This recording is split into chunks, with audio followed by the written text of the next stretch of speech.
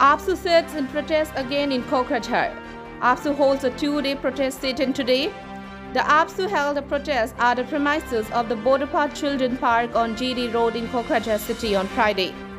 They demanded the trial and execution of the perpetrators, rapist and murderer, Dhahan Ali Talukdar, Bahar Ali and Rahman Ali respectively through a fast record as soon as possible. The rape and death of a young man from Dudnai in Gwalpara district is a Bodo tribal.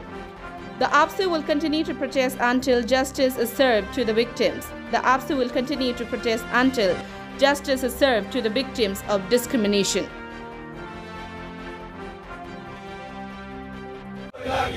Nyaya mak lagi boy. Ei zui zoli se. Ei zui zoli se. Hilmoi kaklari hottakari Dhahan Ali Talukdarok pasi diok. Hilmoi kaklari hottakari Bahar Ali pasi diok. আমি নিখিল বড়ো ছাত্ৰ সন্থা পুনৰবাৰ কোকৰাঝাৰ এই খদৰত বিটিআৰৰ এই খদৰ আমি এই Bodofa children পাৰ্কত পুনৰবাৰ যোৱা 3 আৰু 5 তাৰিখ 3 তাৰিখে গণধৰ্ষণ দলবদ্ধ ধৰ্ষণ ধন আলী বাহাৰ আলী ৰেহমান আলী তেওঁলোকৰ দ্বাৰা আৰু 5 তাৰিখে হিৰণময় খাখলাৰী তেখেতক বৰ্বৰভাৱে অন্যায়ভাৱে ধন আলী শেখবৰ আলী আৰু পাৰমিনা বেগম তিনিগৰাকী ব্যক্তিয়ে 3 তাৰিখত বৈশাগু চাই অহা সময়ত দুগৰাকী কণমানি শিশুৰীক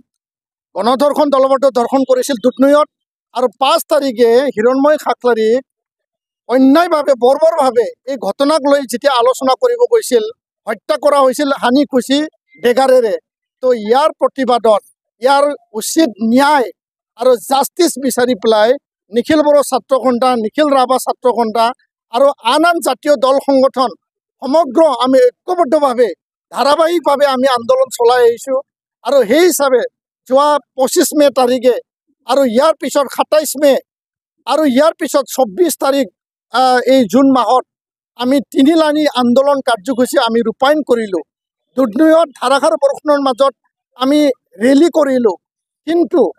অসম চৰকাৰৰ তৰফৰ পৰা যিখিনি দায়বদ্ধতাৰে এই ঘটনাক লৈ আমাৰ যি দাবী আছিল ফাষ্ট ট্ৰেক কোৰ্ট ঘোষণা কৰিব লাগে আৰু হত্যাকাৰী আৰু ধৰ্ষণকাৰীয়ে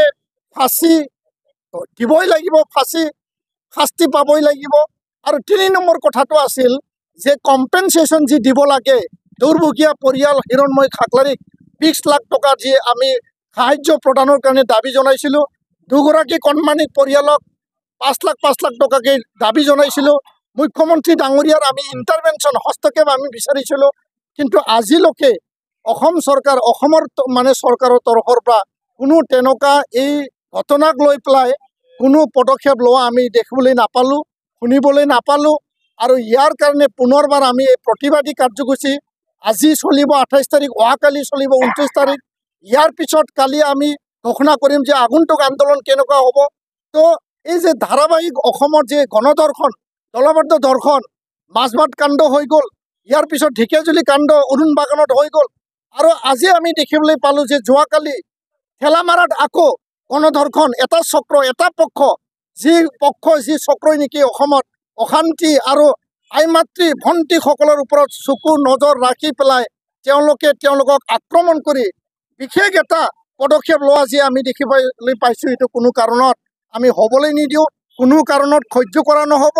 ৰাইজ আইন হাতত তুলি ল'ব লগা হৈছে সেই পৰ্যায়ত যাতে কেতিয়াও নাযায় আৰু ইয়াৰ কাৰণে অসম চৰকাৰ সজাগ সচেতনতাৰে কাম কৰিব লাগে আমাৰ দাবীক লৈ আমি অটল কোনো কাৰণত আমি বিচলিত নহওঁ ধন আলী সি মানে যোৱা 2023ত ৰাজমেলাত সি ধৰ্ষণ কৰিছে এগৰাকী কিশোৰীক ইয়াৰ পিছত সি বেলত আহিছে 3 মাহৰ কাৰণে এই বেলত থকা মানুহজনে পুনৰবাৰ গণধৰ্ষণ কৰিছে ইয়াৰ পিছত হিৰণময় খাখলাৰীক হত্যা কৰিছে তিনিটা ঘটনা এগৰাকী মানুহে এজন মানে হত্যাকাৰীয়ে এজন ধৰ্ষণকাৰীয়ে কেনেকৈ কৰিব পাৰে আৰু এইটো অসমত আইনৰ সুৰুঙা নেকি আইন কেনেকৈ চলি আছে প্ৰশাসন কেনেকৈ চলি আছে সেই কথাটো আমি আজি সুধিবলৈ বাধ্য হৈছোঁ আইনীভাৱে চৰম শাস্তি বিহিব লাগিব এইটো আজি আমি পুনৰবাৰ দোহাৰিছোঁ আৰু চৰকাৰৰ তৰফৰ পৰা উচিত সাহায্য উচিত তদন্ত ফাষ্ট ট্ৰেক কোৰ্ট ন্যায় জাষ্টিস যেতিয়ালৈকে নাপায় নিখিল বড়ো ছাত্ৰ সন্থা বড়ো ৰাইজৰ বিভিন্ন জাতীয় দল সংগঠনৰ যি আন্দোলন কোনো কাৰণত স্তব্ধ নহয়, আন্দোলন চলি থাকিব। সৰু সৰু আন্দোলন হৈছে, বৃহৎ আন্দোলন হ'ব, ডাঙৰ আন্দোলন হ'ব, আৰু এইটো ৰোধ কৰিবৰ কাৰণে যিকোনো পৰিৱেশলৈ আমি যাবলৈ বাধ্য হ'ম। আমাক বঞ্চনা কৰা হৈছে, আমাক বৈষম্য কৰা হৈছে, আৰু চৰকাৰে যেনেকুৱা এই সুনীল গগৈ কাণ্ডক তৎপৰতা দেখিছে, মাজবাট আনন্দ কাণ্ডত তৎপৰতা দেখিছে, হয় আমি ভাল পাইছোঁ, কিন্তু দুধনৈ কাণ্ডক লৈ পেলাই চৰকাৰৰ তৎপৰতা কোনো কাৰণত আমি দেখা নাই। আমাৰ প্ৰশ্ন, জনজাতি হোৱাৰ বাবে আমাক বৈষম্য কৰিছে নেকি, ডিছক্ৰিমিনেশ্যন কৰিছে নেকি, সেই কথাটো আজি আমি এই কোকৰাঝাৰত এই যি ধৰ্ণা কাৰ্যসূচীৰ পৰা আমি পুনৰবাৰ অসম চৰকাৰক আমি দাবী জনাইছোঁ, আমি প্ৰশ্ন কৰিছোঁ। ধন্যবাদ।